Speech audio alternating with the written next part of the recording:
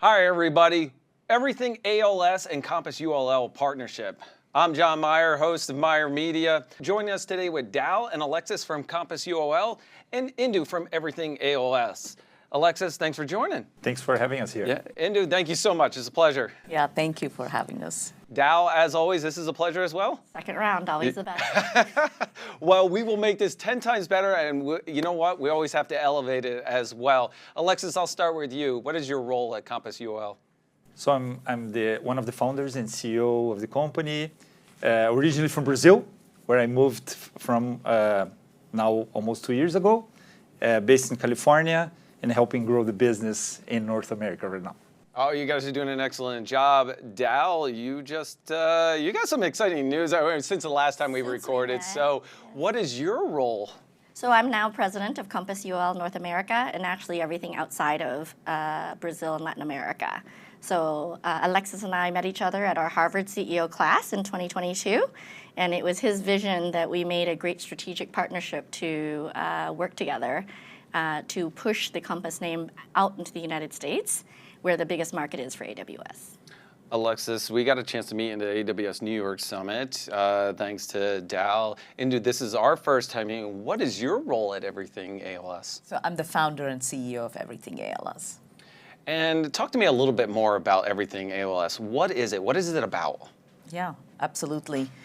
It's definitely a human story here. And so Everything ALS is part of Peter Cohen Foundation. Peter was very, very early at Amazon. And it kind of brings me back memories of first reInvent when I accompanied him, where there were not a lot of people, right? So he was one of the founding team of AWS. And also he was the founder of Mechanical Turk. And, Andy Jassy, when he talks about Peter, he says, they wouldn't be AWS today without Peter because he wrote the first S3 backward document.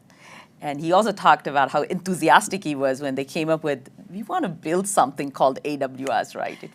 Peter was the first one said, I'm in, So he's one of those guys where he would see the vision 20, 30 years beyond. There are not a lot of people who would actually able to see. So a brilliant person like that, who I had an opportunity to call him husband, and also learned from him. He was my mentor in a lot of ways as I built my tech entrepreneurship career.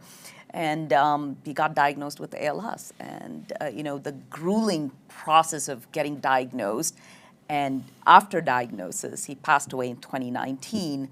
It was very hard for me to see that. Everything we've done as technologists, we think this is what the world is. It's not. There's another cave called healthcare, and we're all going to pass through it.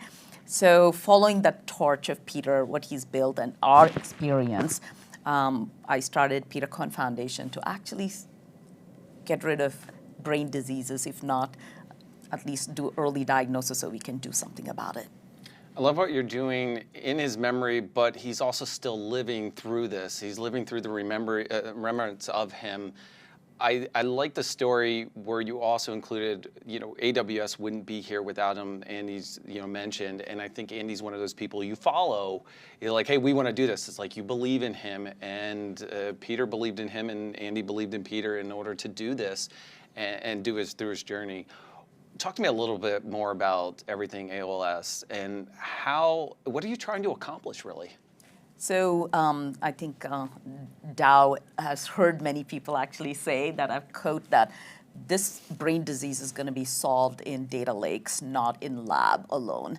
So we have really immense amount of data that we can actually get about biology and about our brain, but what we don't have is the computational storage, including storage, the computational, not only the people, it's also the platform. We have too much friction right now to come up with the answers for it. So what we have done is citizen-driven research. So we have integrated the patients into our platform. So I have about 7,000 plus patient families with ALS who actually get involved in our research. So I collect the data. We have terabytes of data, and also including all the different neurology centers like Harvard Medical, Emory, Temple University, MIT. They're all our partners, including IBM.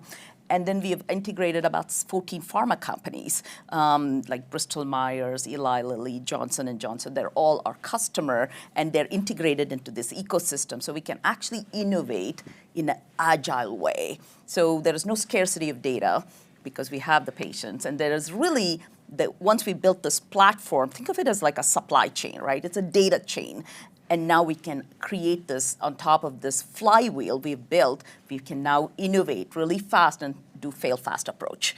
So we can actually take a lot of these little, little or big ideas and do a fail fast approach. So we can actually innovate. So that's what we have built. Well, because she's outside of healthcare too, she has all the legal ramifications that go away. And the situation of pharmas not working with each other or not being able to get data from clients, they're all wanting to give their data so that they can help innovate and solve this problem because they're going through the same situation. It's like you're open sourcing it. Correct. People Exactly. are willing to give it, and you're removing the friction. You're easily able to get the data, analyze it, because they want to help solve the problem. They don't want to say, hey, farmer, we want to keep it. No, no, no, no. You're enabling people to figure out and help solve the problem as like humanity. Yeah. The way I look at it is this is the pre-cloud, right? What happened before pre-cloud? We used to call up Dell and get a Dell server and then call up our system admin and say, can you come in and install the software? And then you have your network admin, your database, right? That's the world we are in healthcare. What we are doing is SaaSifying it. We're bringing in the cloud. We're saying it's all ready right now. Let's just innovate on it, right? So that's kind of the infrastructure we've built.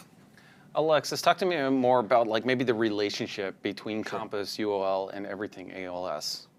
Well, I think it just clicked in our first meeting when we realized how much of the work that Indu has been leading at EverythingALS was related to bringing the best data scientists, the best computational biologists to be focusing on building the models and creating new ways of approaching this terrible disease and helping to accelerate the ways of finding cure.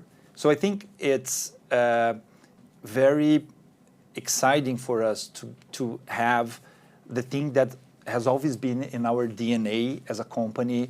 I was a computer science professor in the early years of my career, and I learned that the academy is the place where you find the high potential talent that will develop the innovation of the future. And I think this is what we are trying to do right now, bringing our competencies around building talent, around AI, and we can talk more about that later, connecting it to a real life challenge that we have here on finding ways to improve the way healthcare industry is addressing this disease. Indu, one of the problems that I see with all of this healthcare data that's out there is I have too much data.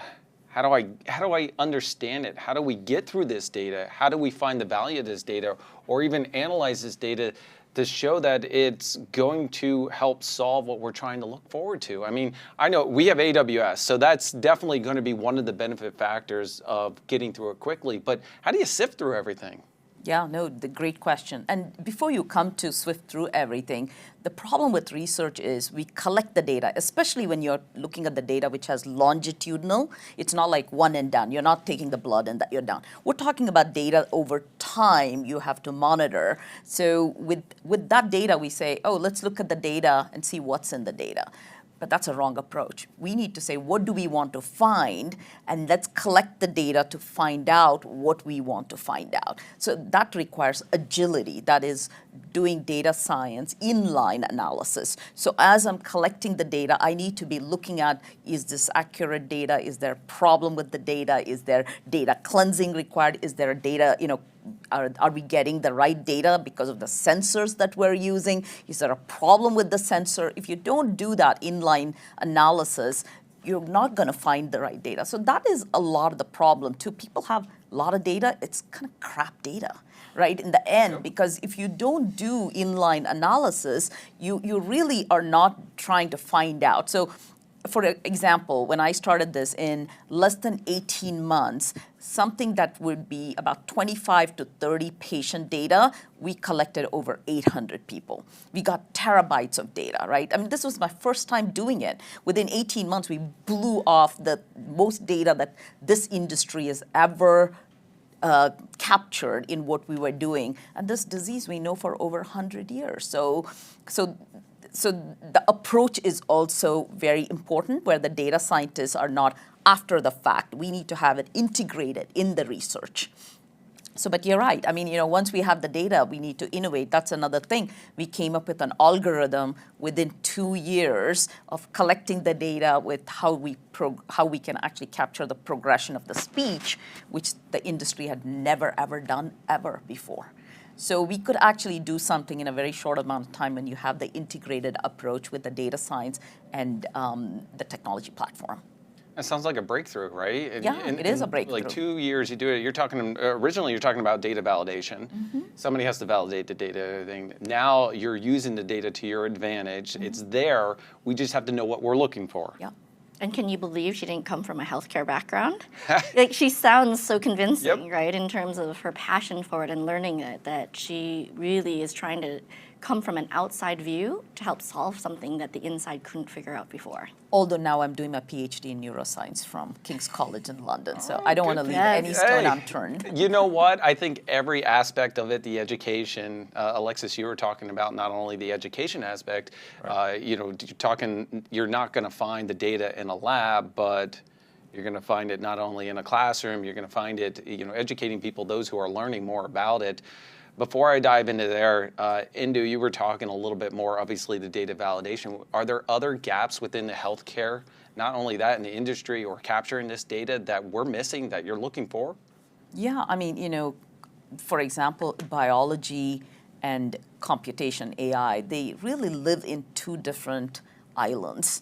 And bringing that together, there's an enormous opportunity for people who understand both the biology and the computation and the AI and the bells and whistles of all the technology and how well you use the technology to break through this. And I really think that's where the fusion of both those islands coming together, that's where the answer is. And that's where the strategic relationship between us comes in, is we would like to fund some scholarships with AWS to get biologists to understand AI and how best to use AI to not just solve ALS, but other neurodegenerative diseases or other diseases overall. But that needs education and comfort. People who are in the tech world are comfortable, but not with healthcare. People in the healthcare world might not be comfortable with AI. So we, as Alexis said, have been doing scholarships in technology for 20 plus years and taking students to learn technology from the undergrad. But we aren't taking biologists to learn technology, so we want to be able to come up with a strategic relationship with AWS to provide more AI training for the biologists. Yeah, and I think that there's also the timing of this.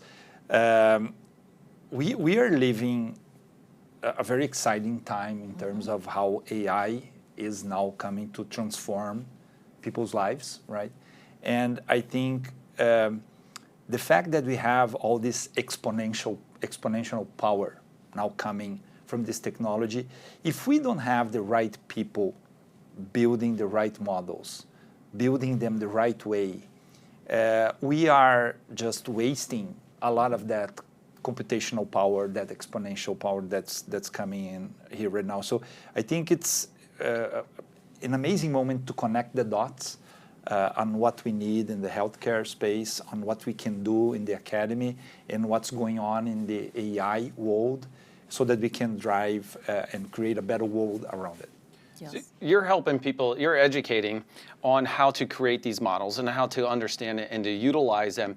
I get where you're coming from, and is that we're wasting a lot of computational power, where if I write a model and it's not the right model, I could have wasted 2 weeks, 3 weeks, or even a month of running this new model, whatever it is. I'm not asking the right questions or formulating it. How are you helping educate not only the tech but healthcare on AI in general? So what we've been doing these last 20 years, as Dal mentioned, is we have been using our scholarship program to go into universities around the globe now. We started it in Latin America. We have today more than 200 universities that have partnered with us so that we go through our learning tracks that go deep into the cutting edge technologies being applied to different industries. And from that, we are building the environment so that people can really put their knowledge into action in very clear and very objective scenarios that help us resolve either our clients' challenges or our world's challenges.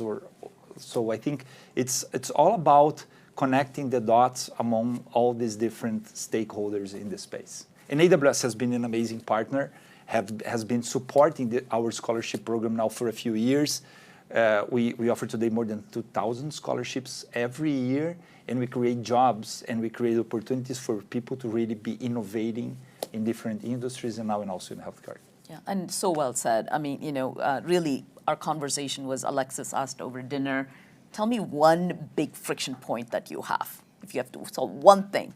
I said, we need more computational biologists and AI engineers. And he said, done, right? So it was, so it's really, this is a partnership that he understands what is required. And I really think the young people today, they're ready, right? And they're coming out, and we actually give scholarship for pre-med students. And they come to us because they want to know AI, they want to know machine learning, they want to know these algorithms before they go into med school. They are actually taking that technology background into med school, and so, because very soon I don't think we're gonna have. You're gonna go to the doctors and say my dashboard is saying that something is wrong, and the physicians are like, well, you look okay. I mean, like so. My sister is a physician. I always tell her, you better get ready where the data is gonna say something. The data is gonna predict before you even know it by asking them the question. And for healthcare, that is so important. For brain disease, it's so important because the only thing the brain is putting out is physiological changes. Yep. Think about the place where we come from tech background, we're tech entrepreneurs, going to like most well-known hospitals you can think of, and they say, Peter, something is wrong, but let's wait and see. That's all the time. I'm sorry, let's wait 6 months. Yeah. That's what they said. Let's meet you in 6 months. And I'm going, well, they're doctors. They should know something I don't know. Yeah. Sad part, no. They don't. It was, they wanted to visually see something is wrong. It's like saying, oh, your kitchen is under fire. Let's just sit back and wait and see if it's going to burn down your house, and then we'll react. It's all the time, and you feel something, you know something. Exactly. They look at their thing and they're like, okay, all your levels are fine. This one's a little low, but it's all right. It's within parameters. Whose parameters? This is what they've taken everybody's data and said, these are the norm. Exactly. Here's where the norm. I might not fit in the norm, but that's normal for me. And when I am outside of that, that is abnormal, and I know something's wrong. And that's the time that, listen, you don't stop digging. No, I don't want to wait 6 months. I need to figure it now, because in 6 months. Yeah. And I think, training the people who understand both, that's where we're going to, and we're not talking about years. This is going to happen within, months. So it's really, we're in the exponential growth, right? So this is the fastest way we can actually come to discoveries. And do I have to ask, what is your long-term goal or future for EverythingALS? I want to cure the disease. I want to keep Peter alive through this, and I want Peter to be known for forever.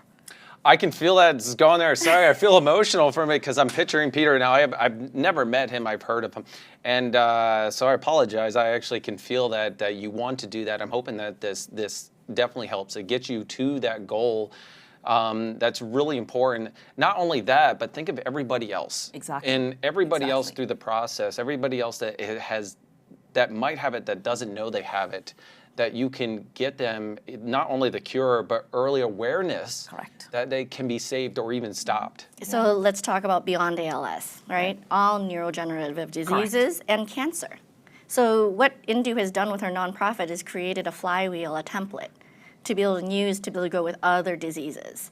And it also then can be taken to other industries of the collaboration that wasn't available before between the universities, the biotech pharmas, and the students, right? As well as the clients. She needs to make this, and she is planning to make it into a for-profit as well. Yeah. So we're launching Curus.ai, a company that can actually scale with all the findings that we have from coming out of nonprofit. That is awesome, because I feel that just like you started Everything ALS and people are open to giving you and helping you, like open sourcing it. I think everybody, the more information you have, you can start to analyze more and understand more for any disease, any cure, like ahead of time. Exactly. Think of how many lives can be saved. Yes. And our goal is we're already expanding to other diseases. So this template, and it's been it's organic. You know, people are coming to us and saying, can you actually take this to this disease? So yes, that's the reason why we're actually launching this to scale. And what Indu hasn't brought up is also using LLM allows you to do better research and from the data that she has, so that you can ask the right questions that you wouldn't have to watch 1,000 videos to figure out the one answer that you needed. Us working together and using the LLM models in order to be able to get some answer without having to waste time is also truly important to the world. We're also putting all the clinical trials ever done into LLM and saying, so people, if they want to design their trials, they can say, hey, where should I go? And what was the best trial? How do I design it? So we don't have to spend all this hours and hours where, and make the trial more successful. That's kind of what we want to see. Alexis, I mean, how are you educating people, though, on this? That's the biggest thing. You're providing all this, but what guidance? What's the path to educate them on how to use that and go forward and make use of the data? Well, I think the collaboration with AWS provides us a lot of the cutting-edge technology that is there and that is required so that these smart students can become really the ones who are changing the world through this technology. So we are just giving them some support and giving them some of our experience on how to navigate the use of cutting-edge technologies looking to outcomes that can really change the world. So I think it's connecting those opportunities with the right vision and bringing people together to do on top of AI what AI by itself can't do. So I think it's a lot of around that. So Alexis is being humble as a tech engineer and founder, and me being a sales founder and engineer. I think we come helping as Compass UOL because we were the first 10 AWS partners that got our AI competency. And Alexis, I think we're winning an award or have won an award that we might want to tell people why we bring so much value to this strategic relationship. Yes, we are being awarded by AWS as the partner in the Americas that has reached the largest number of AI certified engineers on AWS new Gen AI certification. So that's the news that we have to share as well. You know what it Congratulations. Yeah. Thank you. You know what it reminds me of is 2009, I think, and people were like saying, oh, AWS is for developers only, right? It's for engineers who want to tinker. It's not for real business. And today, where are we? Kind of what we're doing is that, right? I mean, starting with students, giving them that ability, and that's going to be what will be the fire. So I'm so fortunate to have this partnership and really thrilled about what we can do together. Well, and I like the name of the for-profit called Curus.ai. So being curious, I don't think it's just for students. We all should continue to be students forever, lifelong. So I want to make sure that we have this opportunity for all people in their mid-careers. We need those with specialties like Merritt, who's the head of Harvard's neuroscience, to be using AI too, not waiting for students to do it. So I do think it's very important that we bring mid-career and people already in the industry training on AI as well, because they have that knowledge that you can't give to a new student right away. One of the biggest things is that the scholarships in AWS of what they have done and what you guys are doing started years ago. And now you're seeing the return on it because the education is there. They're starting to do stuff, and you continue. It's like planting a tree. You're not getting immediate results, but then down the road, you're getting the results. If you don't start, you're never going to get there. And that's the biggest thing, and that's the effort that you guys are doing. You're putting that effort in now, you put it in before. You know, kind of going back, how do you really enable like stakeholders to put forth this effort, to see the value in it? It's all about value alignment. You know, everybody wins, right? I mean, as long as everybody is got their incentive value alignment, and that's what we've built in our flywheel. So if you look at each stakeholder, they actually are able to get value because of the ecosystem, and each one knows that they are in there because together it's a lot better, and that's kind of why all of the stakeholders are working together. I mean, how many people are hit in their family with this disease or a neurodegenerative? So neurodegenerative disease is going to be hitting 1 in 6 people by 2030. That is over 1 billion people. So, and this includes just, ALS, Parkinson's, Alzheimer's, dementia, and stroke. Right? I mean, we're not even considering other rare diseases. And over today, out of the $4.3 trillion, $1.3 trillion is going to healthcare and brain disease, sorry. In 1.3 out of $4.3 trillion is going for brain disease. And there's no cure. And it's only to let them, be in the lab, and they're trying to, they're not actually producing as much as the information like you guys are trying to accomplish. Yeah, so this is a big market. This is the last standing vertical that has not been penetrated technology-wise, and it's a huge one. So I would say that this is a great opportunity, and the next few years is going to be amazing. And unfortunately, sometimes it takes some famous person to get ALS or something to have more awareness. It does. Unfortunately, you think of those who can't make as big as an impact, relatives, others that have had this or have passed from it, and they want to do something. But when somebody famous gets it, then it's like, oh, we need to do something. Why are we not before then? So, it does unfortunately take that, but those people are doing something good, right? And they're trying to accomplish something. And before I wrap things up, I'd really like to understand, what kind of advice would you give to future entrepreneurs in the healthcare to make an impact? Yeah, I think it's a great question, and I would say, this is the time. This is the time to actually take the technology and go into the healthcare and really touch everybody's life. Because if we bring in this technology and we've not touched humanity, we've not really helped with people who actually have these diseases, we've accomplished zero. That's kind of how I felt when we went through this healthcare. I'm like, what is the point? We've done all these things, but it really did not help us. And I think it's really time that we technologists think about, how do we actually touch people's lives with what we're doing, and in a positive way where we can actually help humanity forward. And every life matters. It's not just the famous person. Yep. And really knowing that that's kind of how I look at it is, every life matters. And yes, what happened to Peter woke me up to see that there are a lot of people going through this, and that's my life mission right now. And Indu and I met over 10 years ago, almost right when she met Peter. And I've been with her. Yeah, I've been with her through the struggles of learning that he had ALS and how to deal with it. And during COVID, we talked about there's a reason for his death. There's a reason, because Indu, you're going to cure it, and you're going to help others not lose their loved ones. She was there when I lost my daughter last year. I think when it comes to it, we all are in this tech ecosystem, but we're here because we want to help people and have a mission-driven company. I just sold my company 6 months ago, and Indu has been just a mentor, an amazing force that if I had to bet my money on everything I had, I would. And she did. She became an investor in my company, so she did. This is not just talk.